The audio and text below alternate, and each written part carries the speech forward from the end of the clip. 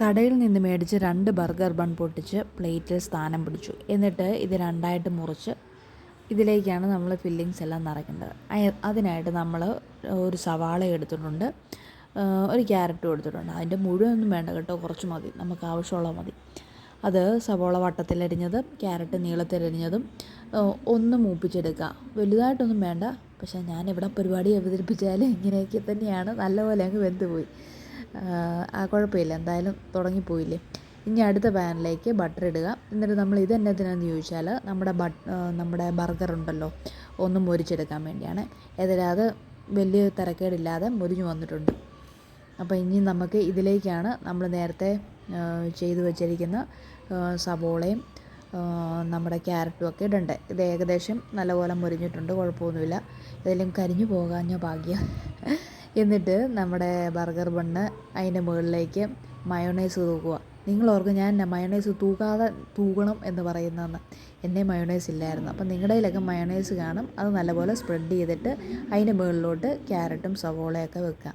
ഇനി നമ്മുടെ തക്കാളി വട്ടത്തിലരിഞ്ഞത്, നോക്കിയപ്പം തക്കാളിയില്ല, എന്തൊരു ദുരിതമാണോ എന്നിട്ട് അതിൻ്റെ മുകളിലോട്ട് നമ്മുടെ ചീസിൻ്റെ സ്ലൈസ് എടുത്ത് വെക്കുക. ഇനി അതിലേക്ക് ക്യാബേജ് കുറച്ച് ഒരു അലങ്കാരത്തിന് നല്ലപോലെയൊക്കെ വെച്ചു. ഇനിയും അതേ പാനിലേക്ക് നമ്മുടെ ബട്ടർ ഒന്നുകൂടെ ഇടുക. ഇനി നമ്മുടെ മുട്ടയാണ്. മുട്ട ഇതിലേക്ക് ഒരു ബുൾസേ പരുവത്തിൽ പൊട്ടിച്ചിടുക.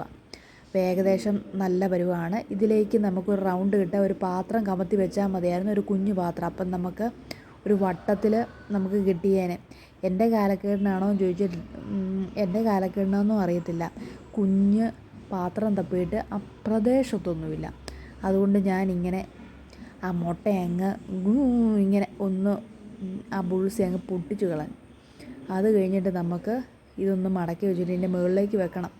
ഇത് വരുന്നോ അതുമില്ല, ഒരു കൈ ക്യാമറയാണ്. അതുകൊണ്ടാണ് ഇങ്ങനെയൊക്കെ നിങ്ങൾ ഇങ്ങോട്ട് അങ്ങോട്ട് ഇങ്ങോട്ട് എന്നൊക്കെ പോകുന്നത്. ദേ വരുന്നുണ്ട്. ഇനി ഇതിൻ്റെ മുകളിലേക്ക് മുട്ട എടുത്ത് വെക്കുക. എന്നിട്ട് ഇതിൻ്റെ അടപ്പെടുത്ത് മൂടുക. നിങ്ങളവർക്ക് ഏതടുപ്പാണ്, അതിൻ്റെ ബാക്കി പാത്രം ഉണ്ടല്ലോ മുകളിലേക്ക് അടച്ച് വെക്കുക. കാണാൻ നല്ല ഭംഗിയുണ്ട്. കുറച്ച് ടേസ്റ്റ് കുറവുണ്ട്, ഉള്ള കാര്യം ഉള്ളതുപോലെ പറയണമല്ലോ. നമുക്ക് മയോണൈസ് ഒന്നും ഇല്ലാത്തതിൻ്റെ കുറച്ച് ടേസ്റ്റ് വ്യത്യാസങ്ങളൊക്കെ ഉണ്ട്, എന്നാലും സൂപ്പറാണേ.